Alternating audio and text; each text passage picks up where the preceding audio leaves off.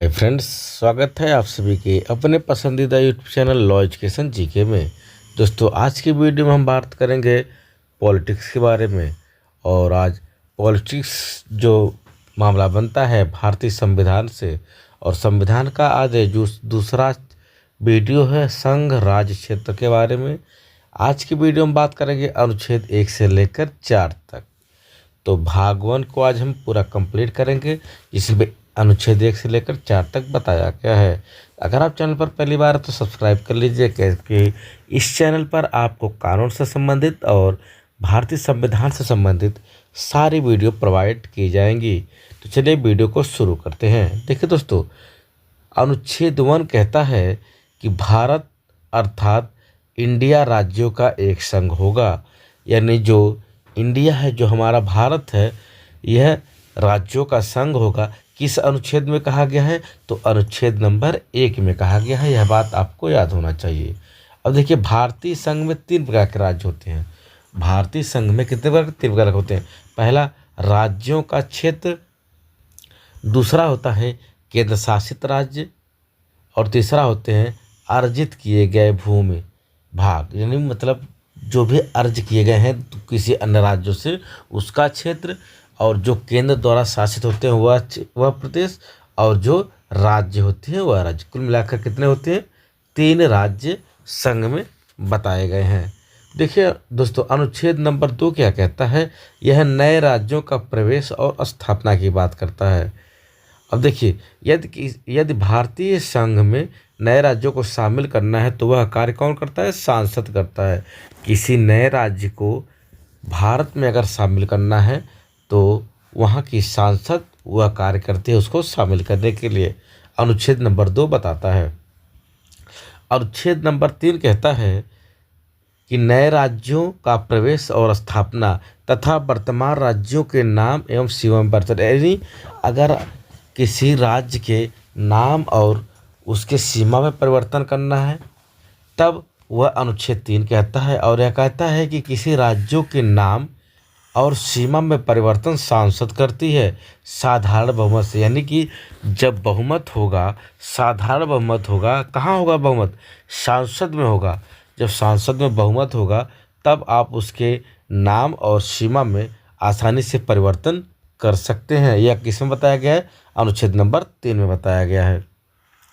तो अनुच्छेद 1 में क्या बताया गया है? बताया गया कि भारत इंडिया का एक संघ होगा जिसमें राज्य होंगे। राज्यों में 3 प्रकार के राज्य हैं। केंद्र शासित राज्य होंगे और भू अर्जित राज्य। दूसरा बताया गया है अनुच्छेद 2, जो राज्यों की स्थापना और प्रवेश के बारे में बात करता है। तीसरा बताता है कि राज्यों के सीमा और नाम में परिवर्तन कर सकते हैं सांसद के साधारण बहुमत से। चलिए दोस्तों, अगले क्वेश्चन की तरफ हम देखते हैं। भाषा के आधार पर राज्यों की मांग। तो क्या आप बता सकते हैं कि अगर कोई राज्य भाषा की मांग पर अपना एक राज्य चाहता है तो क्या वह राज्य बन सकता है? जी हाँ दोस्तों, बिल्कुल बन सकता है। उसका उदाहरण है आंध्र प्रदेश। कौन है?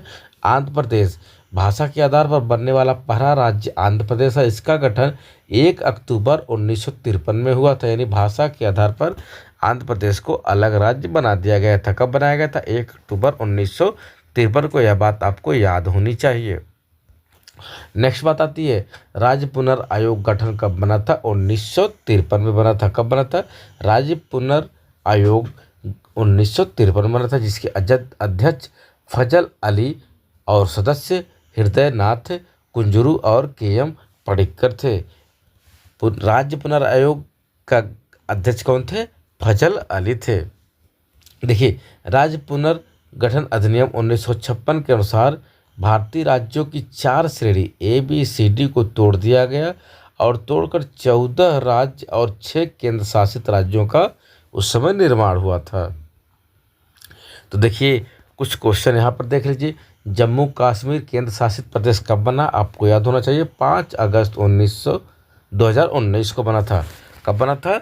बीजेपी की सरकार ने बनाए थे, जो कि जम्मू कश्मीर को केंद्र शासित प्रदेश बनाया 5 अगस्त 2019 को।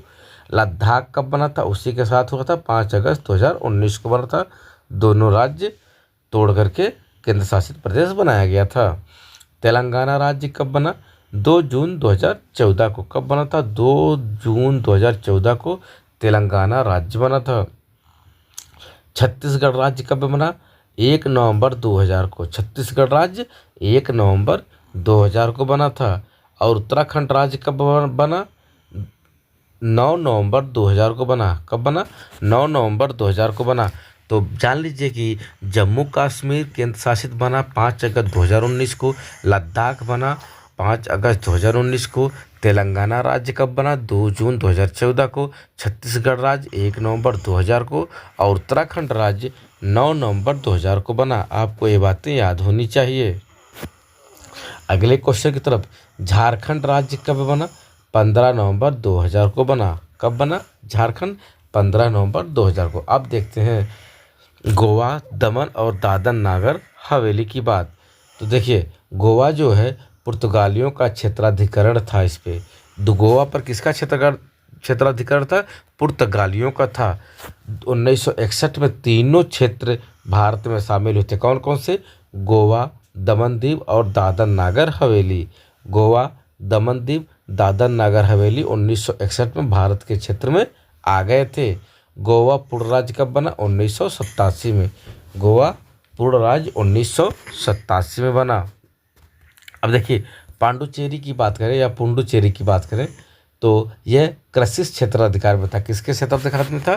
कृषि क्षेत्राधिकार में था। और भारत में 1953 नवंबर माह में शामिल हुआ था। पांडिचेरी 1953 नवंबर में शामिल हुआ था। पांडिचेरी पूर्ण राज्य कब बना? 1962 में। पांडिचेरी पूर्ण राज्य 1962 में बना। यह बात आपको हमेशा याद होनी चाहिए। अब सिक्किम की बात कर लेते हैं। सिक्किम चोंग्याल वंश का क्षेत्राधिकरण है। सहराज्य बना। यह सहराज्य कब बना भारत का? 1947 में। पूरी तरह से शामिल उस समय नहीं हुआ था। 1974 में सहराज्य बना सिक्किम, जो कि पूर्ण रूप से भारत में शामिल नहीं हुआ। और पूर्ण राज्य बना 1975 में। कब बना? पूर्ण राज्य 1975 में बना सिक्किम। यह बात आपको याद होनी चाहिए। अब हम बात करेंगे दमन दीव की। दमन दीव और दादर नागर हवेली को एक कर दिया गया। कब? 26 जनवरी 2020 को, यानी जब गणतंत्र दिवस मनाया जा रहा था 2020 में, उसी समय दमन दीव और दादर नागर हवेली को एक कर दिया गया। और दीव और दादर जिसकी राजधानी है दमन।